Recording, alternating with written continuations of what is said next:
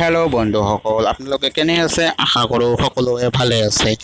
আজি প্ৰথম যেটো মই নিউজ দিবলৈ ওলাইছো হেতু SBI ৰ ফালৰ পৰা SBI এটা ডাঙৰ চেঞ্জ কৰিব গৈ আছে ৰাতি 8 বজাৰ পৰা ৰাতিপুৱা 8 বজালৈকে কোনো SBI গ্ৰাহকে যদি SBI ATM ৰ পৰা 10000 টকাৰ ওপৰত উইথড্ৰল কৰিব বিচাৰে তেনেহলে তেওঁৰ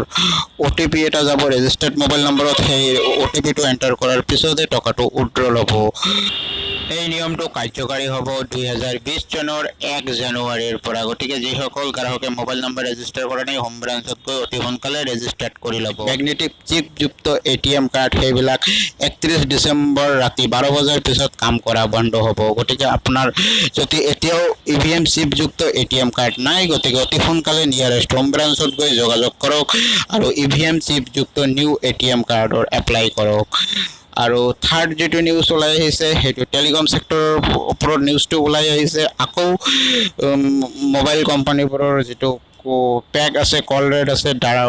মোবাইল ইন্টাৰনেট ডাটা ৰেট আছে হেবিলাক 50% লৈকে বাঢ়িবলৈ গৈ আছে যেটো মিনিমাম ফ্লোৰ প্ৰাইস নিৰ্ধাৰণ কৰাৰ কথা চলি আছে হেতু যদি লাগু হয় তেনেহলে হেতু ৰেট বাঢ়াটো নিশ্চিত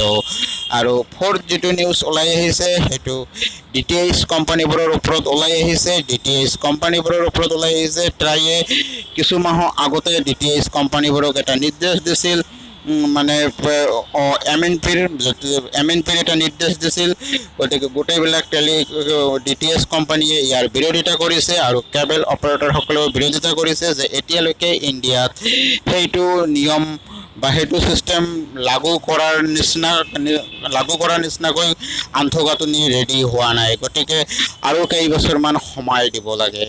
আৰু এটা বেড নিউজ ওলাই আহিছে ফৰ্থ বেড নিউজ হ'ব ফৰ্থ ট্ৰায়ে 2020 চনৰ 1 জানুৱাৰীৰ পৰা যেটো IUC চাৰ্জ উঠাই লোৱাৰ কথা আছিল হেতু এতিয়া 2022 চনৰ 1 জানুৱাৰীলৈকে পিছুৱাই দিছে 2022 চনৰ 1 জানুৱাৰীৰ পিছত হেতে চিন্তা চৰ্চা কৰি চাব যে এতিয়া IUC চাৰ্জটো উঠাব পাৰে নে নোৱাৰে গতিকে এইকেইটাই আজিৰ প্ৰধান নিউজ আছিল গতিকে মোৰ ভিডিওটো কেনে লাগিছে কমেন্ট কৰি জনাব আৰু যদি বেয়া লাগিছে ডিসলাইক কৰি দিব আৰু কিবা যদি ইমপ্ৰুভ কৰিবলগীয়া আছে মোৰ ভিডিওত তথাপিও কমেন্ট কৰি জনাব আৰু ভাল লাগিলে সাবস্ক্ৰাইব কৰিবলৈ আৰু লাইক কৰিবলৈ নাপাহৰিব আৰু লগতে শ্বেয়াৰো কৰি দিব বন্ধু বান্ধৱীসকলক ধন্যবাদ